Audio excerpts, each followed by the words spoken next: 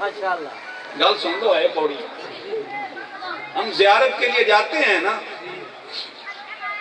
اب تا جاندے اس لئے ہیں جس لئے کوئی پنجاب دلاب ہے سخت, جس لئے کوئی نہ نپدی ہوئے ان میں وہ سخت نہیں پہندہ لفظ اس لئے جانے ہیں.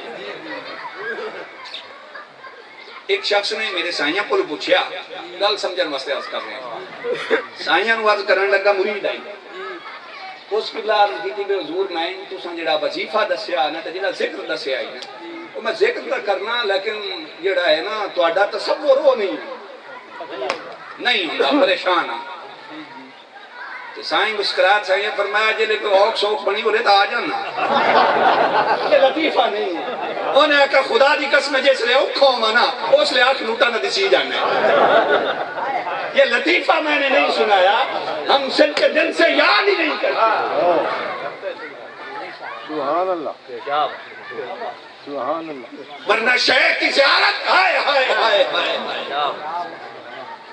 وہ زیارت جو ہے ہاں دعا منگوانا عرض کرنا یہ کوئی ناجائز عمل نہیں, مگر رب کعبہ کی قسم اگر آپ زیارت کو جائیں اور کوئی غرض عرض کر دے یہ زیارت کی روح کو زخمی کر دیتی ہے.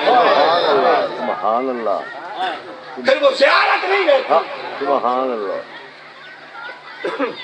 مولا روم کو پوچھ لو عقیدہ, اے کہ لکھائے تو جواب ہر سوال. ارے رومی فرماتے ہیں اے کہ لکھائے تو جواب ہر سوال. مولا روم فرماتے ہیں میرے شیخ تیری ملاقات کے تیری زیارت کے کیا کہنے, جب میں تیری ملاقات کے لیے پہنچتا ہوں نا تیرے چہرے پہ نظر پڑتی ہے تو میرے ہر سوال کا مجھے جواب مل جاتا ہے. مجھے شیخ کے چہرے سے ہر سوال کا جواب مل جاتا ہے.